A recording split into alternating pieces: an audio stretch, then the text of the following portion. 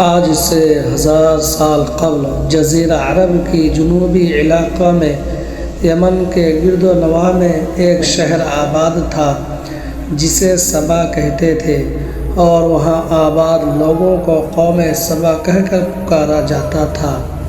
یہاں کے لوگ بہت ہی نعمتوں اور راحتوں میں تھے، ہر طرف لہلہاتی فصلیں اور درخت موجود تھے، مگر یہ قوم شرک میں مبتلا تھی اور سورج کی پوجا کیا کرتی تھی۔ جب وہاں کے بادشاہ شرحجیل کی موت ہوئی تو اس کی بیٹی بلقیس حکومت کی باغ ڈور سنبھالی۔ ملکہ بلقیس ایک قابل عورت تھی جس نے یمن پر 9 سال نہایت ہی خوبصورتی سے حکومت کی۔ دنیا کے بیشتر علاقے میں جو تجارت ہوتی تھی وہ سبائیوں کے ہاتھ میں تھی۔ اس کی وجہ یہ تھی کہ یہ قوم نہایت ہی دولت مند تھی، مگر یہ وہ زمانہ تھا جب مشرق سے مغرب تک ایک عظیم مہد بادشاہ کی طاقت پر حکومت اور جاہ جلال کا ڈنکا بجتا تھا، جسے تاریخ میں سلیمان ابن داؤد کے نام سے جانا جاتا ہے۔ حضرت سلیمان علیہ السلام کی حکومت دنیا کے بیشتر ممالک میں تھی، جس کا دارالخلافہ یروشلم شہر تھا۔ آپ کو ہوا، جنات، چرند پرند، جانور پر حکمرانی عطا کی گئی تھی۔ ایک دن کا واقعہ ہے کہ حضرت سلیمان علیہ السلام نے دربار لگایا تو جن و انس، جانور اور پرندے سب کے سب حاضر ہوئے، مگر ان کا چہیتا پرندہ ہدہد غائب تھا۔ آپ نے پوچھا، ہدہد کہاں ہے؟ جب نظر نہ آیا تو سلیمان علیہ السلام نے فرمایا، اگر وہ اپنے غیر حاضری کی کوئی مناسبت عذر پیش نہ کی تو میں اسے ذبح کرا دوں گا۔ ابھی یہ گفتگو ہو رہی تھی کہ ہدہد حاضر ہو گیا۔ پوچھا گیا، تم کہاں تھے؟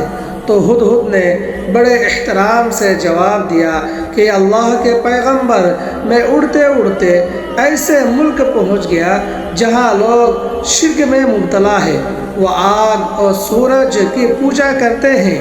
ان کی ایک رانی ہے جسے وہ بلقیس کے نام سے پکارتے ہیں، اور وہ ایک بڑے تخت پر بیٹھ کر حکومت کرتی ہے۔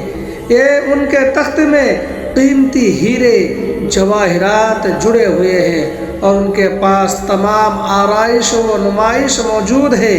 حضرت سلیمان علیہ السلام نے کہا، اگر تمہاری بات سچ ہے تو تم میرا خط اس ملکہ تک پہنچاؤ تاکہ وہ باز آ جائے۔ شرک کرنے سے خط پہنچانے کے بعد وہاں بیٹھ کر سنو کہ وہ کیا عمل اختیار کرتی ہے، پھر آ کر مجھے خبر دینا۔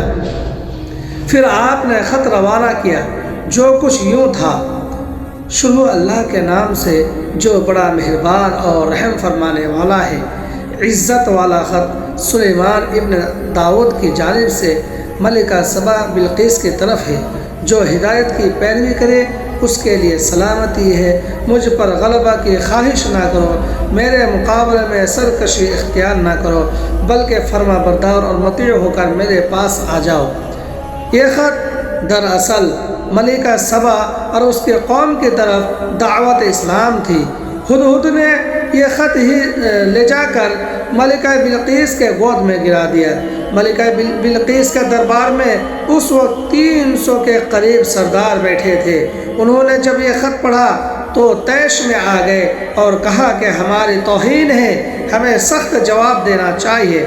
مگر ملکہ بہت سمجھدار تھی، اس نے انہیں سمجھایا کہ خط سے پتہ چل رہا ہے کہ یہ کوئی عام شخص نہیں ہے، خدا کا کوئی پیغمبر ہے، لہٰذا ہمیں اپنے حکمت سے کام لینا چاہیے۔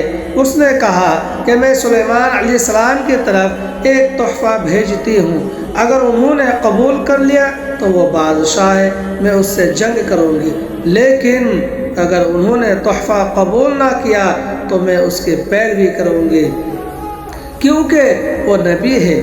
ہدہد ساری گفتگو سن رہا تھا۔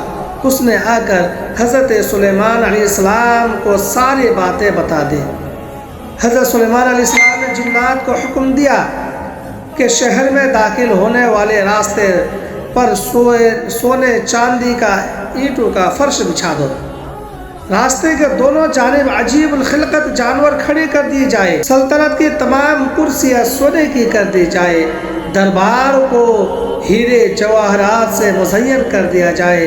ادھر بلقیس نے حضرت سلیمان علیہ السلام کے لیے تحائف روانہ کیے، جن میں سونے کی اینٹیں اور جواہرات، غلام، کنیزے اور ملکہ کا ایک خط بھی تھا۔ جب تمام تحائف لے کر حضرت سلیمان علیہ السلام کے دربار میں پہنچے اور انہوں نے یہ سب دیکھا تو شرمندہ ہوئے۔ حضرت سلیمان علیہ السلام نے ملکہ کے قاصدوں سے کہا، کیا تم لوگ مال سے میری مدد کرنا چاہتے ہو؟ مگر دیکھ لو جو کچھ اللہ نے مجھے دے رکھا ہے وہ اس سے بھی زیادہ ہے جو تمہیں دیا ہے۔ تمہارا تحفہ تمہیں مبارک ہو۔ تم اپنے تحائف کے ساتھ واپس جاؤ اور اپنے ملکہ سے کہنا کہ ہمارا انتظار کرے، ہم ایک زبردست لشکر لے کر آئیں گے۔ جب یہ خبر ملکہ بلقیس کو پہنچی تو وہ سمجھ گئی کہ واقعی اللہ کے نبی ہے، لہٰذا وہ جنگ کے بجائے حضرت سلیمان علیہ السلام کے دربار میں حاضر ہو کر اپنی اطاعت کا یقین دلانے کا فیصلہ کیا۔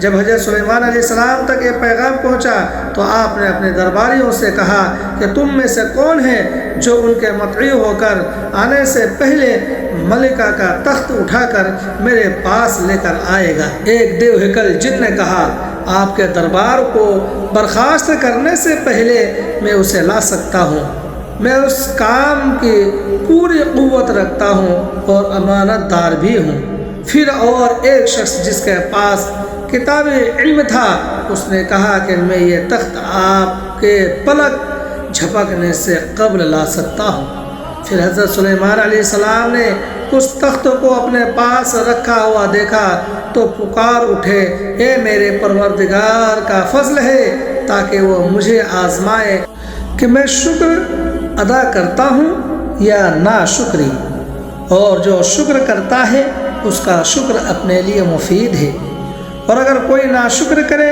تو میرا پروردگار بے نیاز ہے اور وہ اپنی ذات میں بزرگ و برتر ہے۔ مفسرین لکھتے ہیں کہ وہ شخص آپ کا خالہ زاد بھائی تھا۔ اس کے تخت کی لمبائی 80 ہاتھ، عرض 40 ہاتھ اور اونچائی 30 ہاتھ تھی۔ اس میں موتی، سرخ یاقوت، جواہرات جڑے ہوئے تھے۔ حضرت سلیمان علیہ السلام نے اس تخت میں رد و بدل کر دیا اور اس سے پہلے سے بھی خوبصورت بنا دیا۔ جب ملکہ بلقیس نے سلیمان علیہ السلام کے دربار میں حاضر ہوئی تو آپ نے پوچھا، کیا تمہارا تخت بھی اسی طرح کا ہے؟ اس نے کہا، گویا کہ یہی ہو بہو ہے۔ بلقیس کے آنے سے پہلے حضرت سلیمان علیہ السلام نے ایسی عمارت بنانے کا حکم دیا جس کے فرش شیشے کا ہو اور جس کے نیچے پانی جاری ہو اور اس میں مچھلیاں اور دوسرے جانور بھی ہو۔ حضرت سلیمان علیہ السلام اس عمارت میں اپنے شاہی تخت جلوہ افروز تھے اور شیشے کے نیچے سے پانی اپنی پوری آب و تاب سے بہہ رہا تھا، جبکہ اس کے اوپر شیشہ نظر نہیں آتا تھا۔ بلقیس کو اس محل میں لایا گیا۔ جب اس نے فرش کو دیکھا تو سمجھی کہ ایک پانی کا ایک حوض ہے، لہٰذا اپنی پنڈی لیا سے کپڑے اٹھا لیا۔ سلیمان علیہ السلام نے کہا، یہ تو شیشہ کا چکنا فرش ہے۔ تب وہ شرمندہ ہوئی اور بول اٹھی کہ اے میرے پروردگار، میں سورج کی پوجا کر کے اپنے اوپر ظلم کرتی رہی، اب میں سلیمان کے ساتھ اللہ تبارک و تعالیٰ کی اطاعت قبول کروں گی۔ لہٰذا بلقیس پر ظاہر ہوا کہ جسے پانی کے اوپر شیشے چمکنے والا دیکھا، ایسے سورج کا چمک دمک دیکھ کر اس کا معبود سمجھ بیٹھا، یہ ہم سے سراسر نافرمانی ہوئی، اب کے بعد میں اللہ تبارک و تعالیٰ کی ہی عبادت کروں گی